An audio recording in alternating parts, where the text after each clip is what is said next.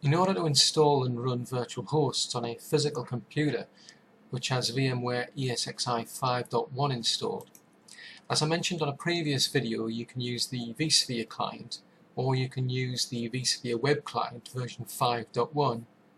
And what I'll be doing in this video is going over how to use the vSphere web client, but I'm only covering how to use ESXi as the operating system on these virtual hosts, because there are different ways to configure these hypervisors in the virtual machines.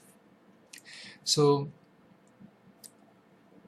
the first thing you have to do is to add your physical computer into vCenter, as obviously I've done here. And then once you've done that, you can then start creating virtual machines on your actual physical computer using the vSphere web client. There are different ways you can actually create those virtual machines, but one, for instance, is I can just right click on a host and select new virtual machine. I'll give this a name, Northhost 5, and I'll make sure to select the data center to install it into.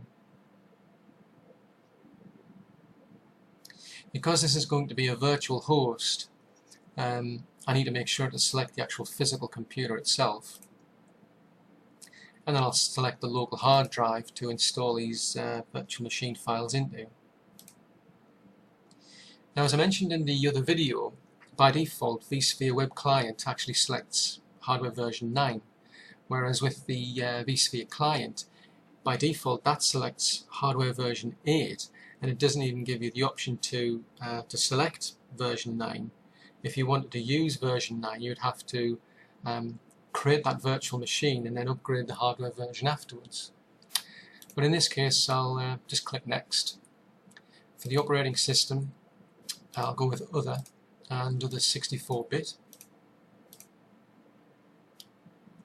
I'll expand out the CPU options here, and if you notice there's an option here called Hardware Virtualization. So to enable the virtualized hardware virtualization feature on this virtual machine, I'll just simply select that option. But before I actually just finish this virtual machine off, I'll go back a couple of steps and I'll change the hardware version over to version 8. Now this worked perfectly fine if you're using the vSphere client, but as you'll see, it doesn't work if you're using the vSphere web client, because when I expand the CPU options out, now the hardware virtualization is grayed out. So you do have to actually use hardware version 9 if you're going to create these virtual hosts using the vSphere web client. So for ESXi, I need at least 2 CPUs. I'll just expand this out and set the number of cores per socket to 2 rather than having 2 actual sockets. And I'll select the hardware virtualization feature. I need at least 2 gig of memory, and I'll select the trunk port group to put this network card in. I can expand this option out and change the network adapter type if I wanted to, but as I mentioned in a previous video, I prefer to just leave this as E1000. I'll set the CD-ROM drive to point to the ISO file. So in this case, I'll go with version 5.0. and I'll tick that box to connected power on.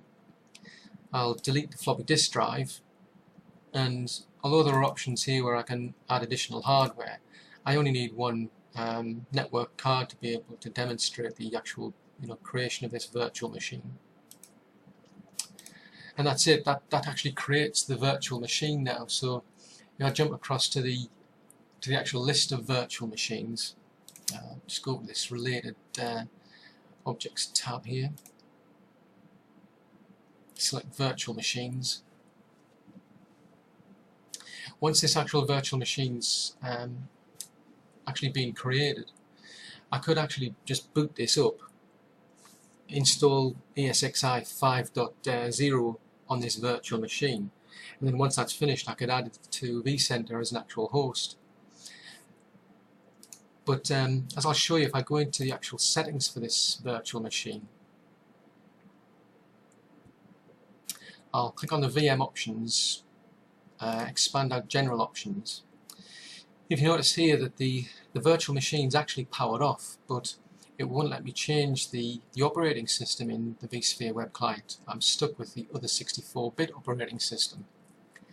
Now that's not a problem, as I mentioned in the previous video, for a virtual host which is running ESXi 5.x, but it is an issue if you're going to be using ESXi 4.x. So if you go over to the list of hosts that I've already created, I have two here, host number 1 and host number 2. These are running ESXi 5.0, and I've left the operating system as other 64-bit. So for example, host number 1, as you can see, other 64-bit. Now this is running a 64-bit operating system without any problem. It's running 2008. Host number 3 and host number 4, these virtual hosts are running ESXi 4.1. Now, as you can see, host number 3 here is actually running a virtual machine. It's running Windows 2008, and that's a 64-bit operating system.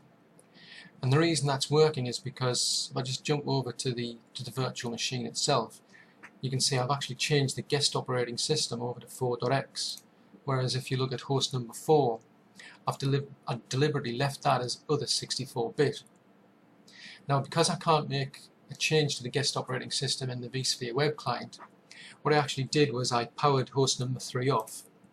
I went over to the vSphere client, which I've got pointing to my physical computer, and I just edited the settings here and went to the options tab, and I changed the guest operating system over to 4.x. Although alternatively I could have edited the VMX file itself while the virtual machine was powered off. But anyway, just to show you the issues that this can actually cause if you leave this version 4 host here actually left on, the other 64-bit. If I select this server here which I've created, it's at the point where the virtual machine's been created and it's now ready to be powered on and install the operating system. But if I try to actually power it on, you'll see it generates an error message. So I click on that error message, and it's complaining that the outer virtual machine needs to be configured to be running the VMware ESX guest operating system. So that's the reason it can't power up this 64-bit operating system. It's because the guest operating system has been left as other 64-bit. Incidentally, although I've changed this particular operating system over to VMware 4.x, if I just go back into the settings here on this virtual machine, go into VM options and expand out general options here, you'll notice that it's actually complaining that it doesn't actually support this feature, this particular operating system. But as you can see there isn't really much choice if you want to use ESXi 4.x as the operating system on a virtual host. Another issue that you can run into is if I take this particular server here and I try to actually migrate this one to host number 4, I'll just expand the options out here.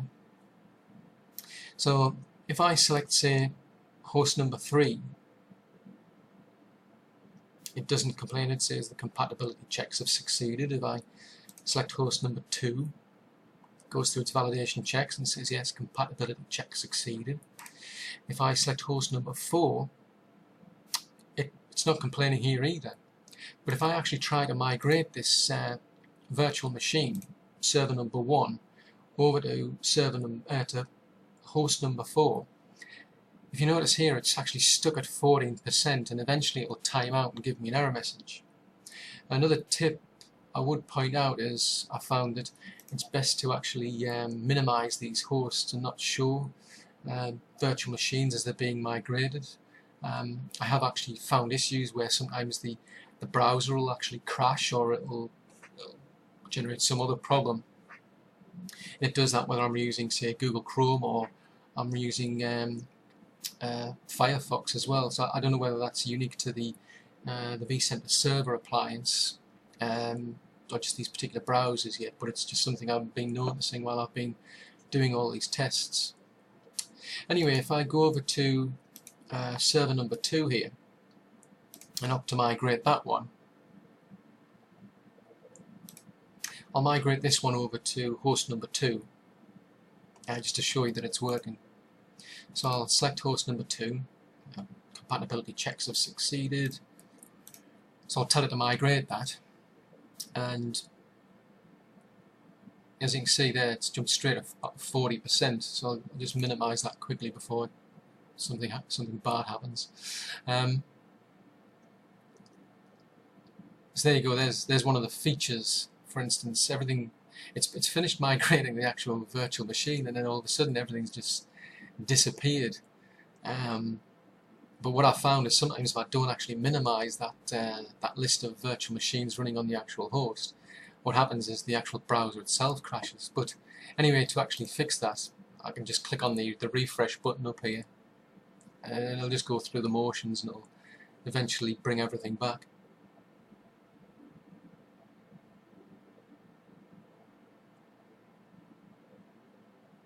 So as you can see here, server number 1, which I was trying to migrate from host number 1 here over to host number 4, it's actually generated me this this error message, and if I click on the error message, it's just saying it failed due to problems whilst trying to power on. So it's the same error message more or less that I got here, where it's saying it can't power on this 64-bit operating system because the biggest operating system's been left as other 64-bit, as you can see here. Just refresh this all again.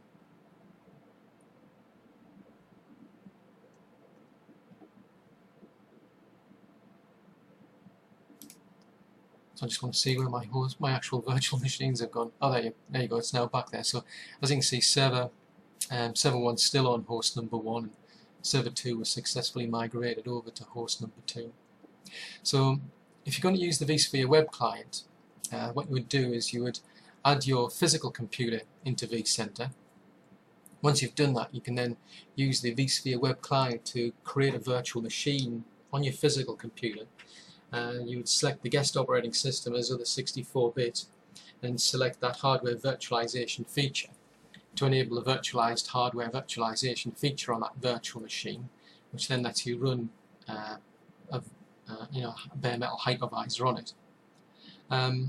But the only thing to bear in mind is that while that's okay on its own if you're going to use ESXi 5.1 as the operating system, if you do actually want to use these ESXi 4.1 operating systems, or any ESXi 4.x for that matter, you'll have to go back to say vSphere client, and you'll have to edit the actual guest operating system within here, or change the VMX file and change that from other 64-bit over to ESXi 4.x in order to be able to use that virtual host.